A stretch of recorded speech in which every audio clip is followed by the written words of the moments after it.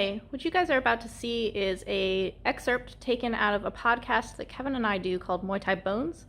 It's usually driving from a fight. We spend many, many hours in the car when we're driving back from a fight, and we have these very long discussions on all things to do with Muay Thai.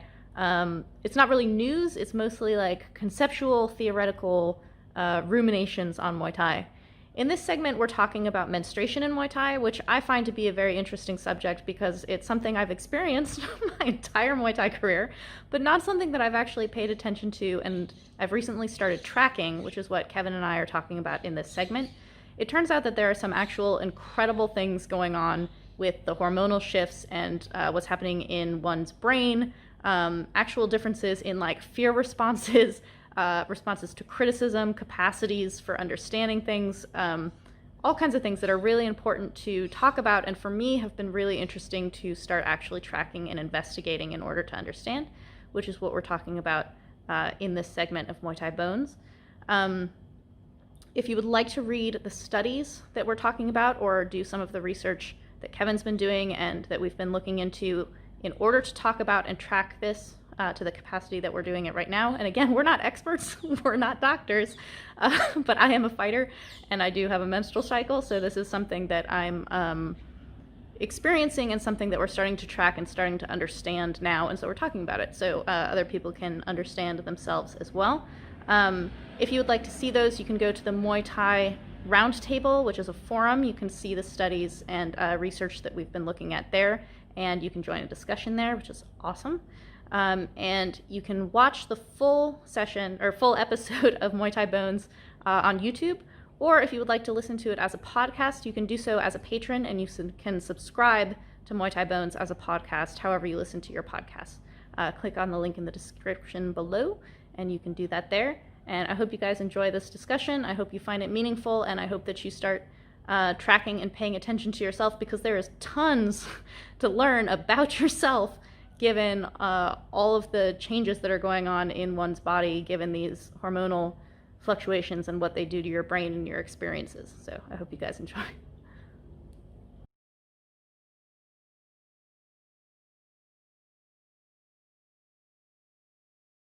But this topic coming up, this is something I've never heard anyone talk about at length or in substance about female fighting. No, none. No. And it's huge, like potentially very huge. Yeah. We're gonna let you take this lead on this. I have to lead this in? You can do such a good job. Do you want me to do it? You do it, for sure. For sure. Okay. I'm always bouncing around the internet looking at articles, interesting science articles.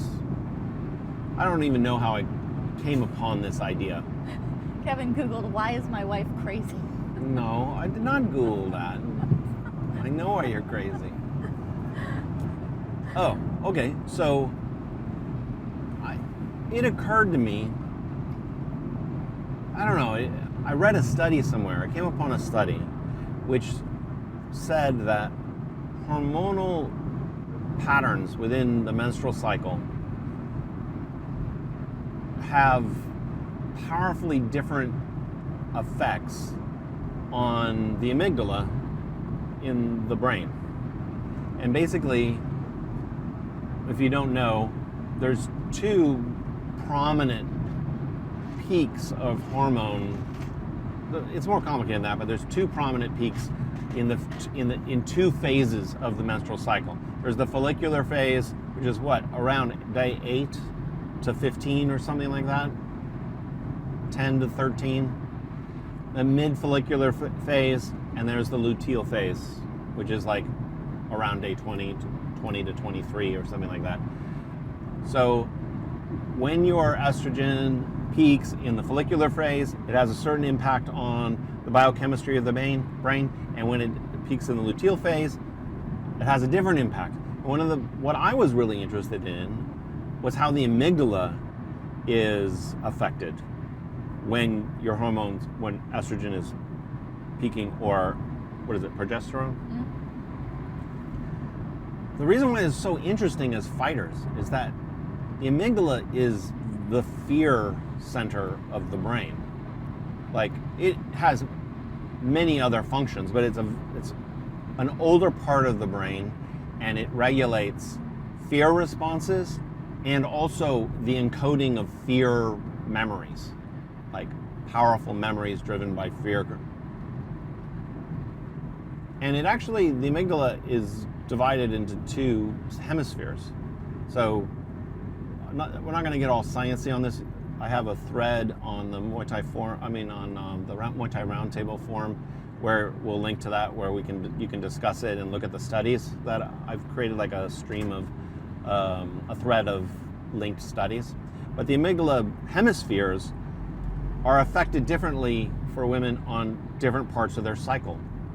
So the left hemisphere is intensified during the luteal phase, and the right hemisphere during the follicular phase. Why this is so interesting and important is the brain is responding very, very differently at different times in the month to things like pain or fear. Which means there's actually, I don't think we have it linked up there. There's a graphic here, which actually means that when you're anticipating pain or experiencing pain or remembering pain that just happened, the brain, the female brain, I don't know what the politically correct, the more inclusive term is, but the female brain will process those events very differently at different times of the month, which means to me that you are kind of a different person on, let's say, day 12 of your cycle or day 22. Like, literally different circuits are going off in different parts of your brain when you're experiencing fear or pain. And the reason why this is so important and interesting, and I'm really excited about you jumping in on this because you're the one who experiences it, is that one of the most difficult things a fighter has, especially a female fighter, is female fighters are always trying to justify that they're real fighters, that because they're categorically excluded from being fighters. It's coded as male. So you are constantly trying to like live up to and overperform. One of the most difficult things for a female fighter is comparison. Not only are you comparing yourself to others, like other women or other men, but most damagingly, you compare yourself to yourself. You're like, last week I could do this. I can't do this anymore. I'm shit. I'm regressing. And I'm like, if you're a different person, if you're responding differently to fear or pain 1 week apart, and you start comparing yourself to yourself, you will be in crazy land. You're like, what the fuck is wrong with me? Ooh, buffalo. Buffalo on the road. Oh, so he's got a beautiful chain or necklace of some kind. Yeah. So maybe this is the point where you jump in, where we talk about maybe you're more than one person, you're two different people, Yeah. and that you're training for two different kinds of people, and this comparing yourself to yourself, like, I don't know, baby, I feel like I'm like All right, the man-splaining. Like, okay, Kevin being someone who does not menstruate, being this excited about it is cool. So I'm glad you did that intro.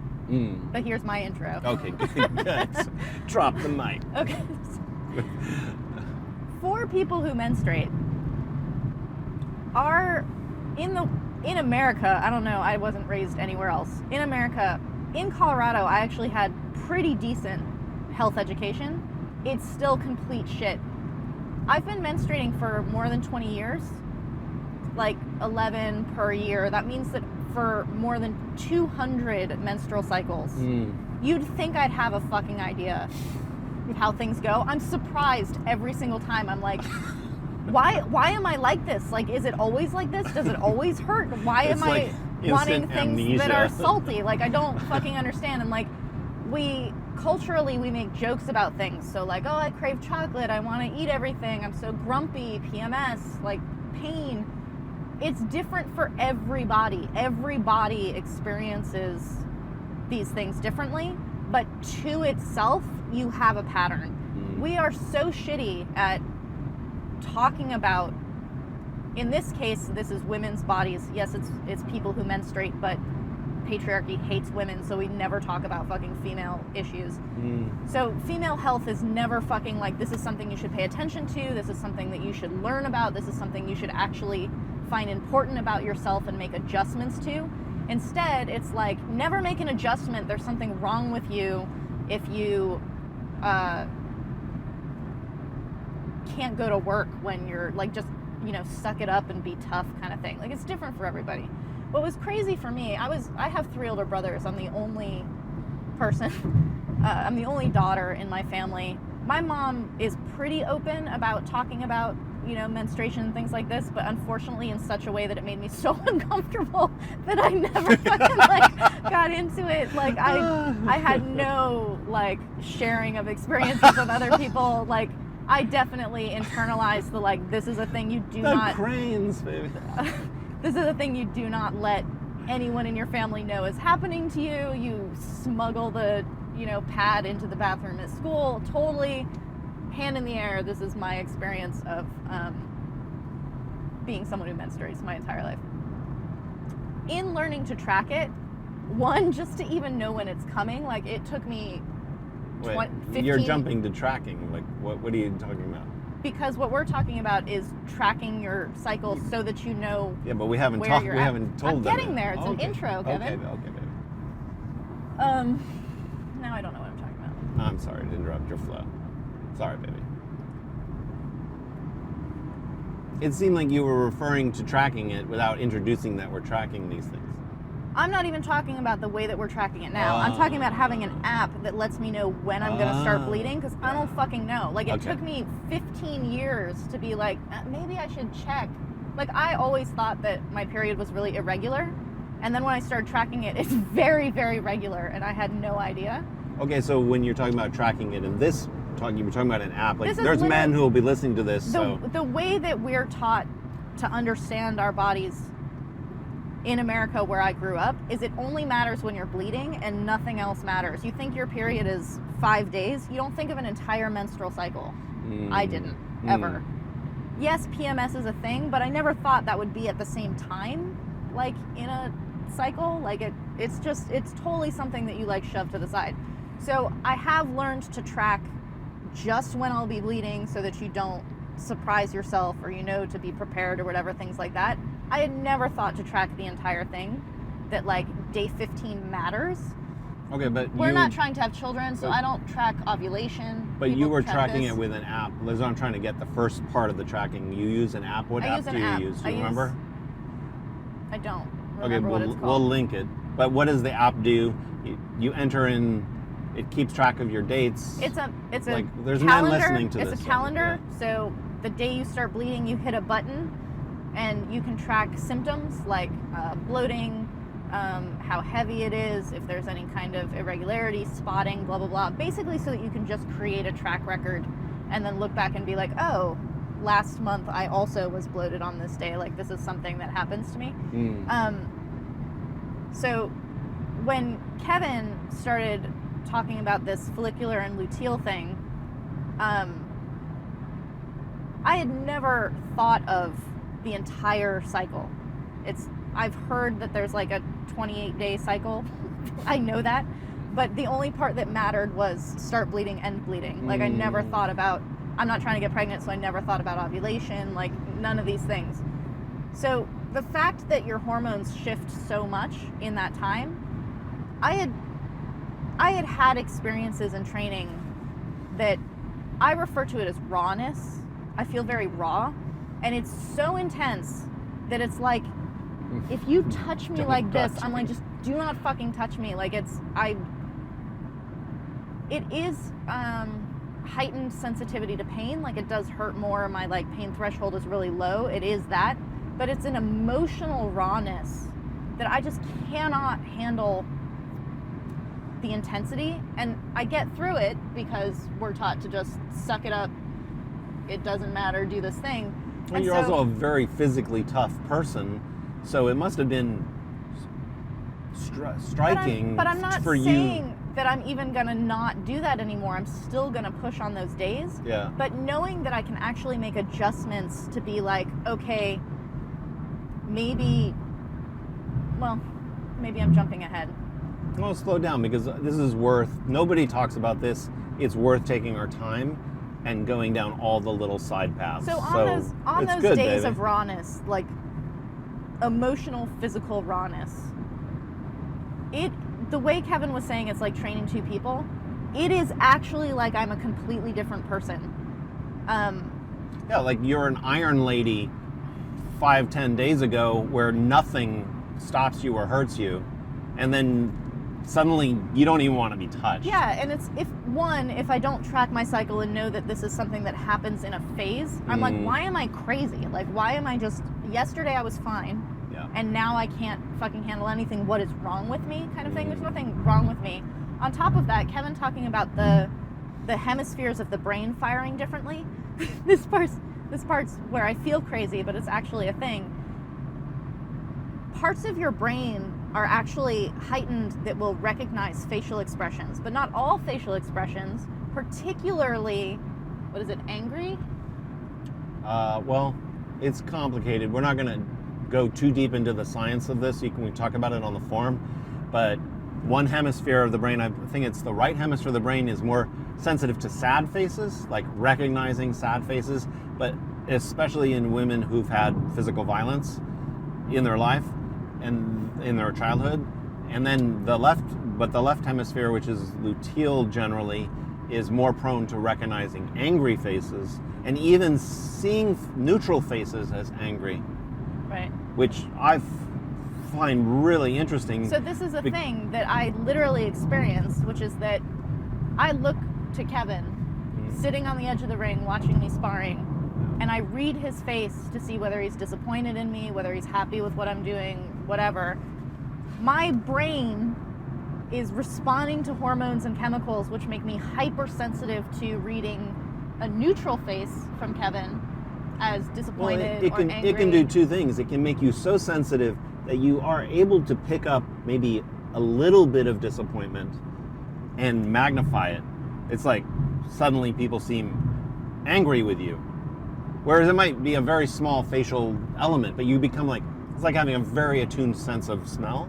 Or you could even project an angry face on a neutral face. Like apparently in this one study, both things happen during a heightened luteal phase, mid-luteal phase on the right amygdala, which is really, really interesting because you're training and you're like looking at faces to get cues whether you're doing things right. And it's like there's a projector projecting an expression on the face that might not really be there. This is not to say that people who menstruate during these phases become crazy. I'm really trying to take away the way we actually talk about how much we hate women, honestly. Like that there's something wrong with you and you should be able to not do this or avoid this or something. Like there are actual things happening in the brain. And another thing that was interesting is during the luteal phase, which is after ovulation, the brain will hold, like remember negative experiences more strongly. Oh man. So why this is really interesting is that if you're sparring in your follicular phase pre-ovulation and you have a bad sparring day, it's not going to stick as hard. Yeah. So it's kind of okay.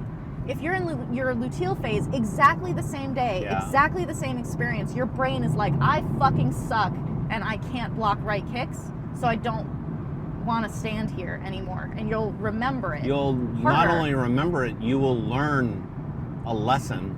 Like when you learn a lesson through fear and pain, like fear and pain are big teachers of the human organism. If you learn that lesson, at least some of these studies suggest, if you learn that lesson in, let's say, the luteal phase, it's different for different women, so you don't want to overgeneralize, that lesson will stick harder. Yep.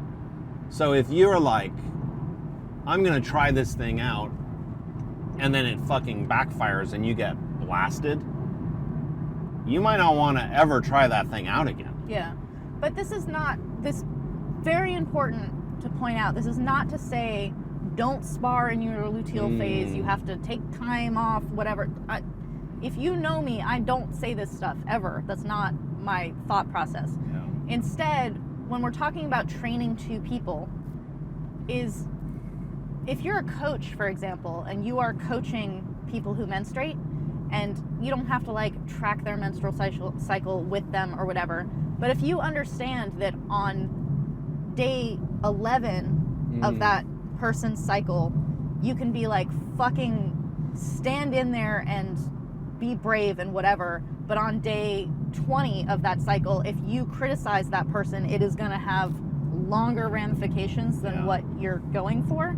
You can be a much better coach if you're aware of how to talk to your fighter.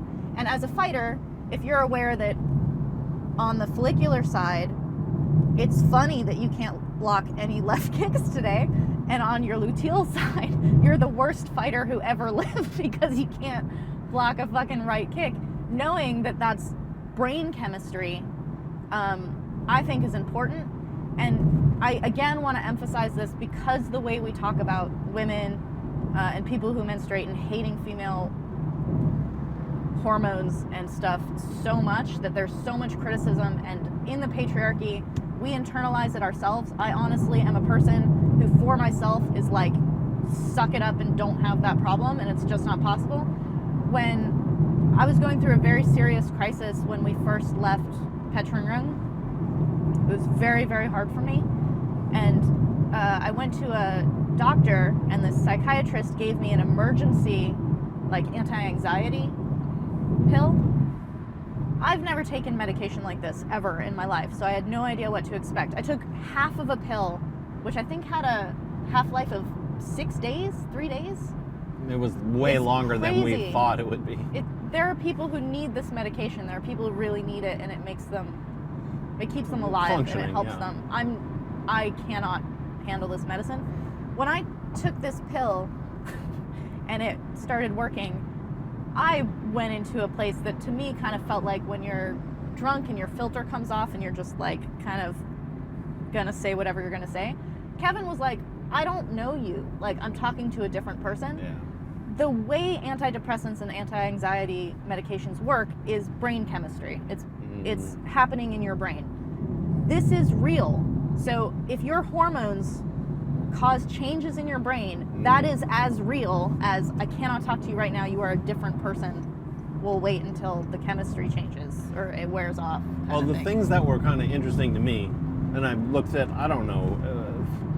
12, 15 studies, looking, and the problem with the science is not a problem, but the difficulty in the science is that the studies are always very narrow.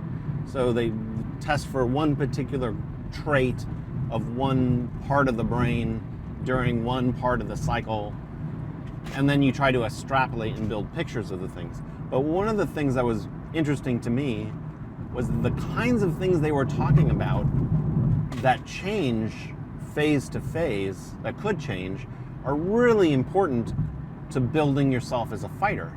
And so, for instance, from my memory, and we have a graphic, have a spreadsheet on this that I put up, is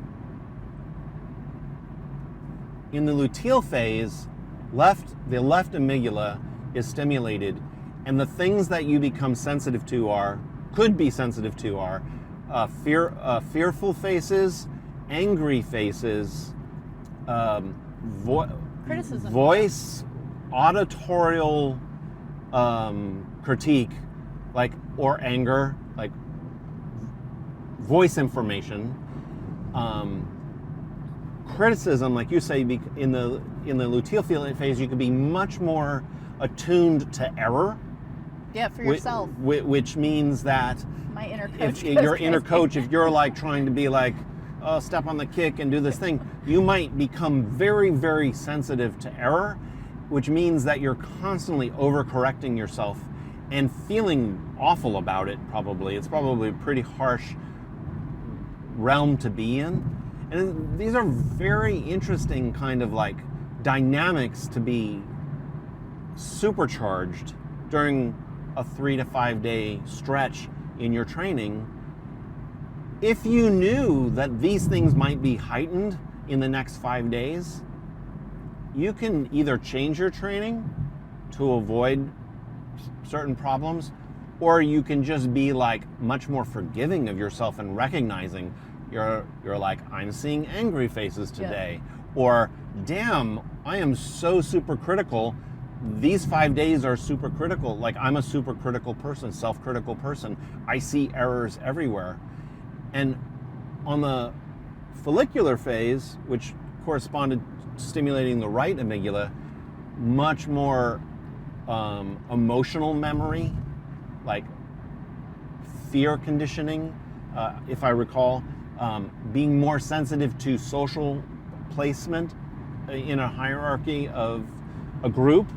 So wanting to fit in, like, these become important elements, are social pressures. So if you're in a gym and you're like not feeling like you're fitting in, or you're the only woman in the gym, or the girls are all cliquey and you're on the outside, at that time you might be very like sensitive to this. Reading sad faces apparently is a thing.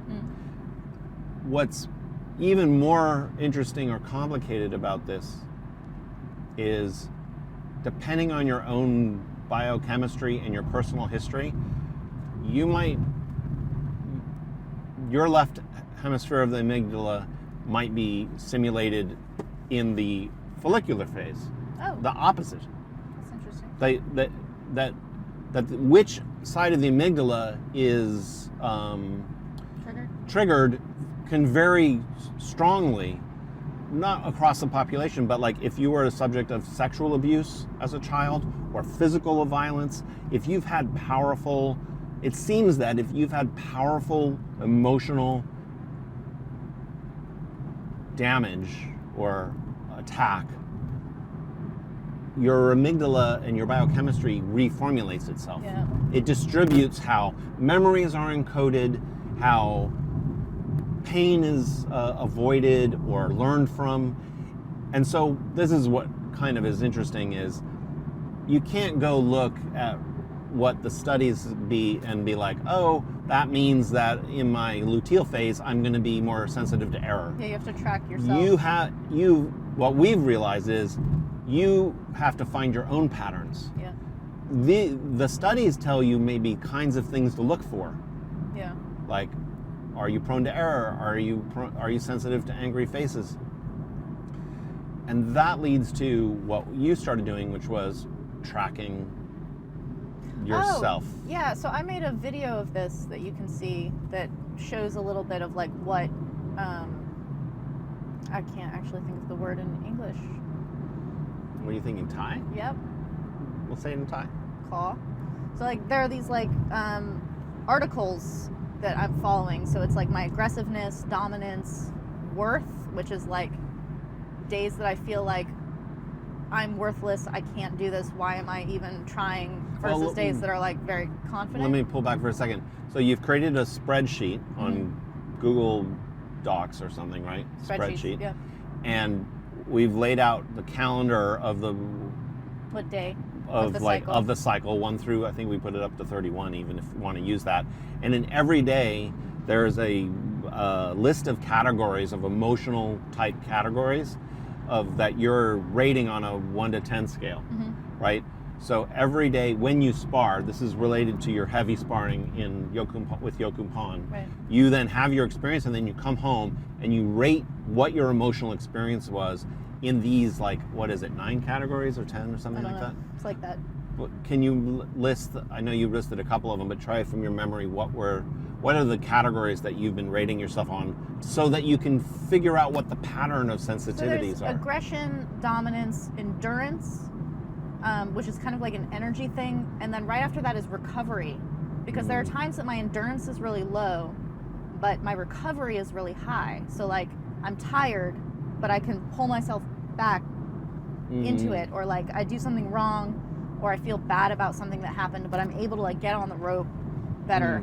And then there are days that like one thing happens and I just never recover from it, and it's really hard. What was interesting is that we've only been tracking this for, I think it's only the second month now. I think you're in the, But- maybe 2 point.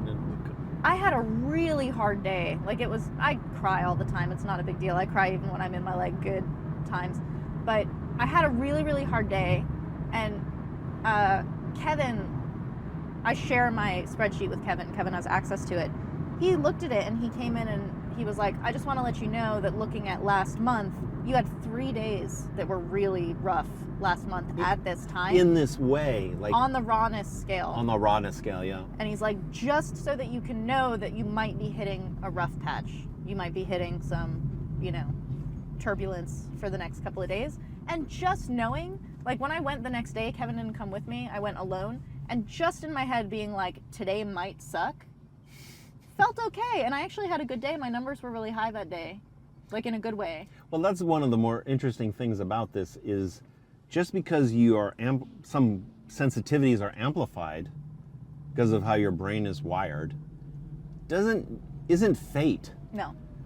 Like, these are not just all detractions of female capabilities. Like, you suck at this state and on this date.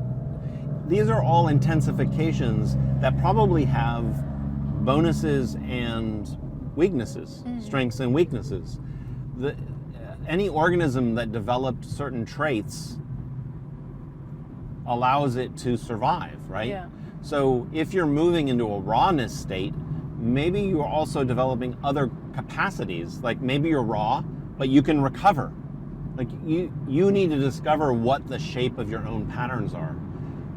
Yeah, or maybe you want to make adjustments that are like, I'm in a phase where my like critical brain is going to be going nuts. Like I'm just going to be criticizing all of the mistakes I'm making. So don't focus on technique at that time. Focus on something else, like focus on strength or focus on just standing closer, like something that's not technical. That's very interesting. Because your brain's not in the right place for it. I want to make sure that I mention this because there's such a strong tendency to be like, well, that's not my direct experience, so it's not real.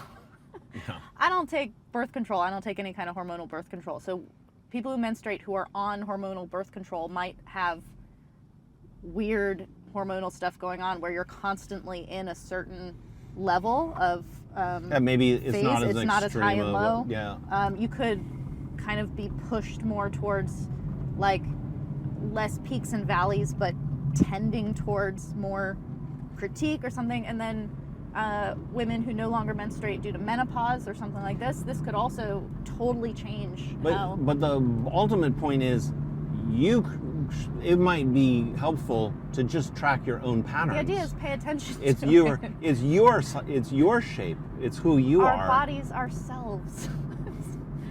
Isn't that a famous book or something? It is from the 60s, yeah. Yeah.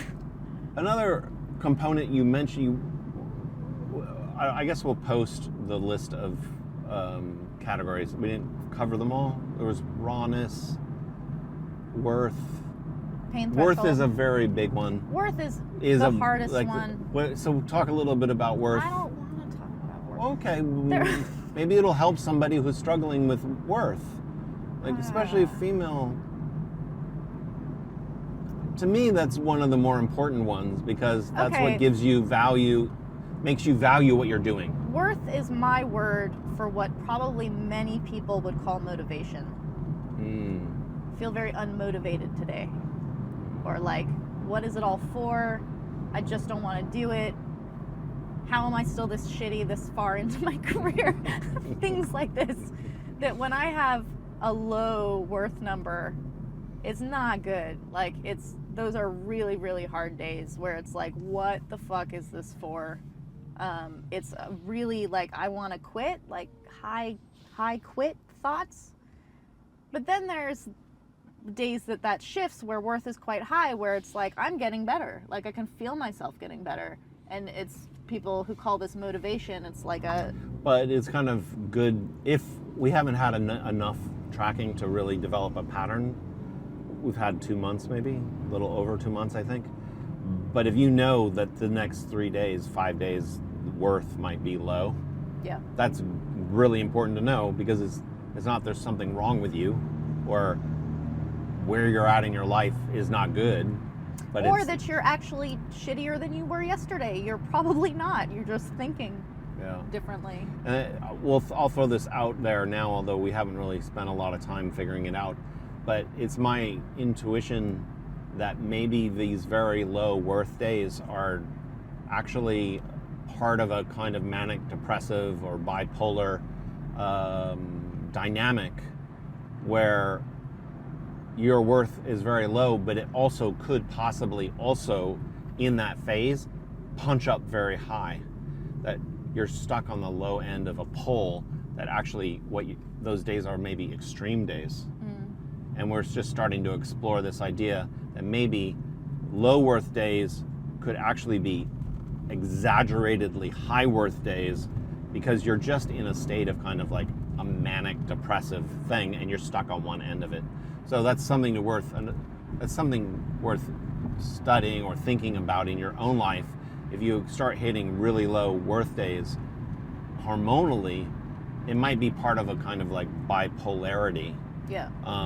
And it might be valuable to explore what the other pole might be. It was something we've just started thinking about. Another thing that I think is really important about this that you mentioned, but we didn't talk a lot about, is coaching. Yeah. It's like, for one thing, most people's coaches are male coaches, just statistically and culturally. A lot of male coaching is like shaming, motivating people through shame, harshness, like putting people down, challenging them, physically challenging them, sometimes physically hurting them, like smacking somebody so they guard. There's also I can't think of the word now, there's also a like tendency towards this hyperbolic and very unrealistic vocabulary that's like, we're fearless, we're whatever. Like, nobody is fearless. Like, you should not be ashamed if you're feeling fear. You just have to deal with that fear. Okay, but Yeah. I that's a separate thing, but I didn't get to my point actually, Okay. which is these tendencies in male coaching, if you look at them, they don't match up well with some of the things that can be really amplified in the amygdala's response to phases. If you are in a phase where you are very prone to error detection and to voice criticism, and your coach is yelling at you, and he has an angry face and you're sensitive to angry face, whatever he is doing is probably damaging you. Yeah. And not making you better. Yeah. Because it's going straight to your fucking amygdala, which is your fear center, which is your animal memory of fear, of pain. And so those things might at another time toughen you up. Yeah. It might be good to callous you, but there's something about the male toughening approach, especially how men respond to shame a little bit differently than women do. You could be hitting all the wrong buttons at a certain phase. Yeah. And that's something to know. If you care about your students, your female fighters, you got to know that something that might have worked last week is having a very bad effect. Yeah, and this might not only be a like, be nice during this time. No, It doesn't have yeah. to be like that either. There are times when I'm in that state, when my fear is heightened and my critique is heightened and I'm just fucking like drowning. And Kevin's actually very complimentary of me. Kevin's very encouraging. He's very sweet. And I can't hear it. Like, my brain just cannot hear it. Yeah. It's like, it's just not registering. Which means that as a coach, you don't have to be super complimentary during these times either. It might be a 2 days of no critique at all. Like, not good, not bad, just fucking like, we get the work done. Or you kind of got to thing. find what the thing is that works for them Yeah. then. And I guess this goes back to that other idea that we came up with this idea that you're really training 2 people. Yeah. And it's probably more like 5 people. But it's start thinking of two people. Yeah. Like, these kinds of training experiences do really well in this part of the cycle. Yeah. And they backfire When on Bruce this Banner part of the is cycle. Bruce Banner, don't shoot him. When he's the Hulk, you can shoot him. Totally. But don't, like, sit him down and talk about when to feed the kids. Like, yeah, maybe. Also, as a fighter, if you realize that you're two people, you have to calm down about comparing yourself to yourself, and maybe talk a little bit about this and you also have to let self-comparison. go of this, like, the real me thing. Well, what's the real me? I really thing? have a hard time Well, with what this. is that? Tell me. It's too complicated, but Baby, come on. The short version is that we really like to think that there's a real version of ourselves and then some kind of, like, performed version of ourselves, but we're always, like, devolving back to the real one. The real one's always showing through, and the real one's usually quite negative. Neither is real. They're both real.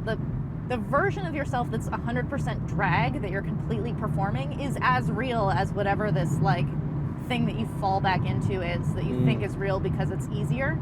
If you have a tendency towards rage, that's not the real you. It's just a really well-worn groove.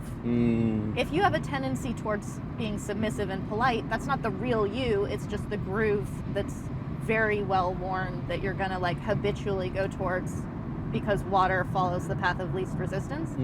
So this idea that, like, there are days that you're tough, but then, fuck, the real me is showing where I'm really tired and not performing well.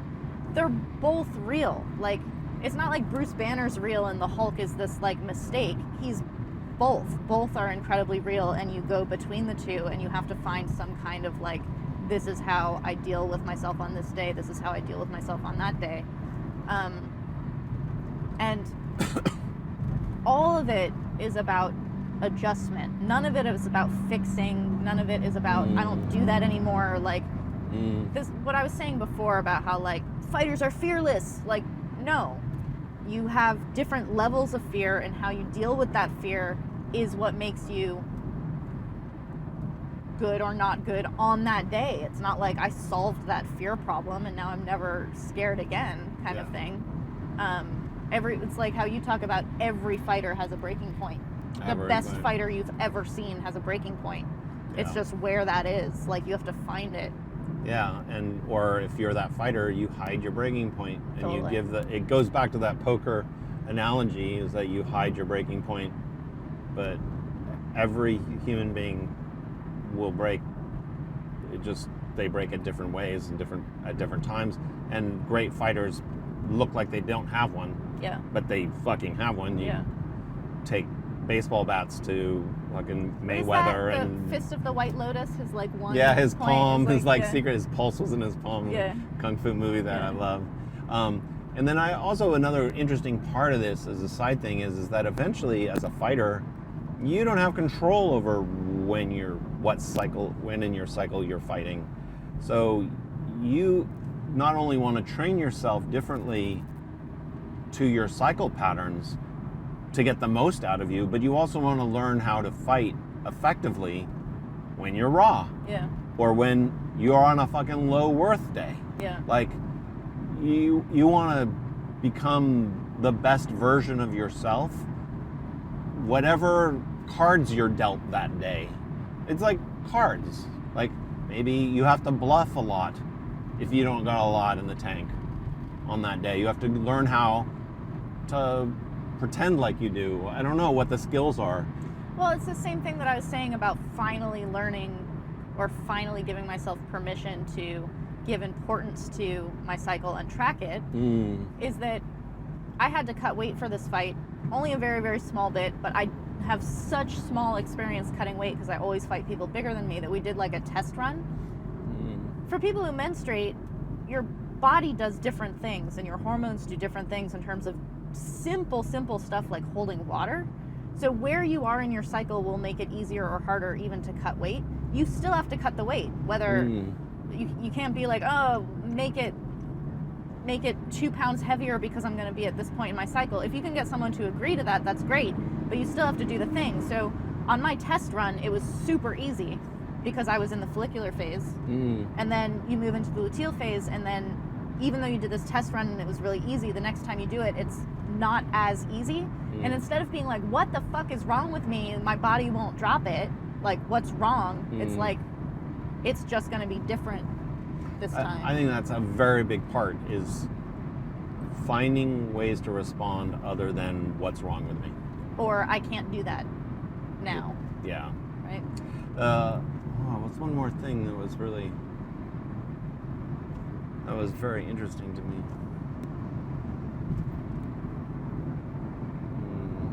Oh, it's not that interesting, I guess. But one of the things we did was we changed our calendar. We had a little calendar given by Apasara to you, and we would change the day every day, like October 17th or whatever. We changed the day now to the day in the cycle.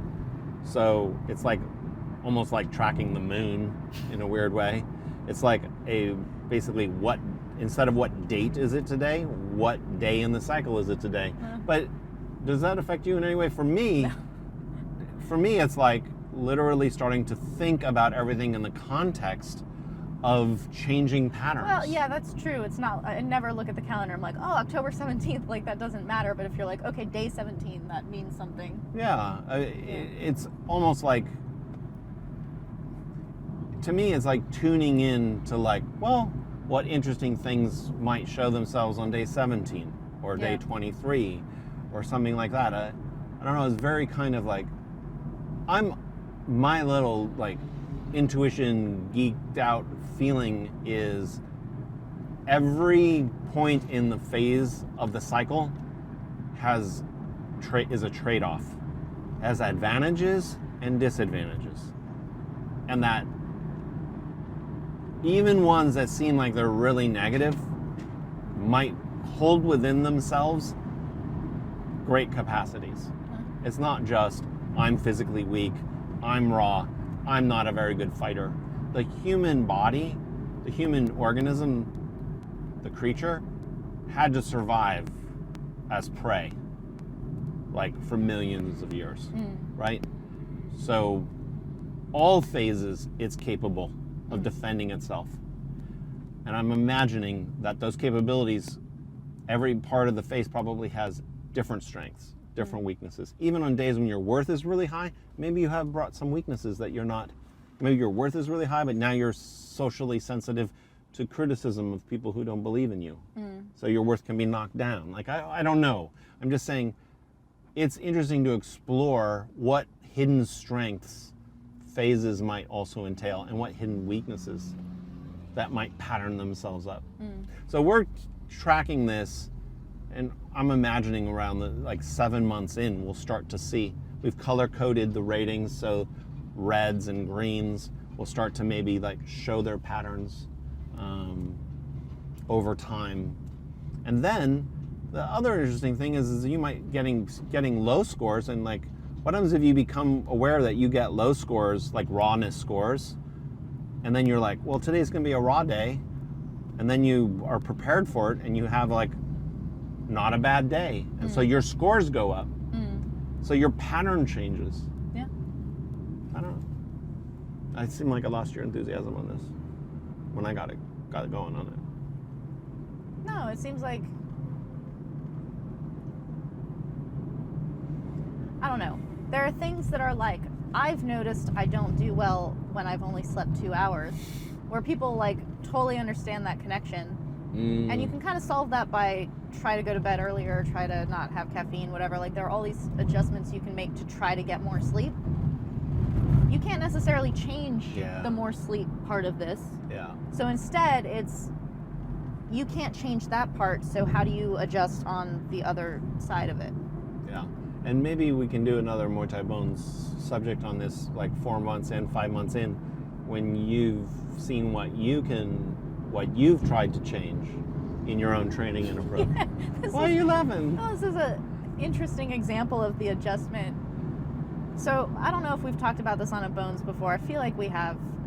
I do really well performance-wise when I'm a little bit pissed off. Like, a little angry is awesome for Sylvie. I can't switch it quite yet. It's not like a light switch for me quite yet, but I can kind of like access it a little bit more.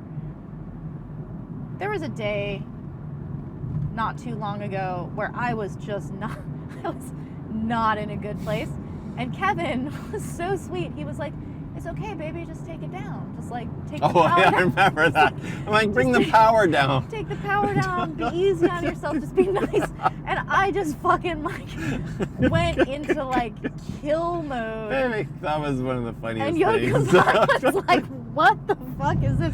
It was like round 11 of the day or something. You It's didn't like me telling you what to I didn't do. like it. You're I like, was fuck mad. you. But so we've kind of experimented a little bit too with this idea that like in certain mental states or emotional states or whatever the thing is, like gripping to a part of it, like emphasizing a part of it instead of pushing it, like pushing it away, might actually be good. So on low worth days when I'm like, I just fucking suck, you can kind of maybe take that slightly pissed off, be like, I fucking suck and I'm gonna hurt you. Totally. Like, I'm shitty and I'm gonna hurt a Yod Moy. Yeah, like little Goggins, like greatest time of Muay reversing Thai it. history. Totally. Like you just find You're gonna lose to the worst fighter ever. Very David Goggins. I may be ugly, but goddamn Totally. it. Yeah, like Totally. that. And I wanna it occurs to me that we didn't put this in context. And I don't want to go too deep into it, but it also occurs to me that the reason why I started looking into the amygdala and hormones is because one of the biggest challenges you've faced as we've moved in this 3.0 thing is that you're sparring 3.0 sparring. You're sparring 10 rounds, basically an hour a day against a Yod Moy in Yod Kumpan, and he redlines you. You're redlining every day.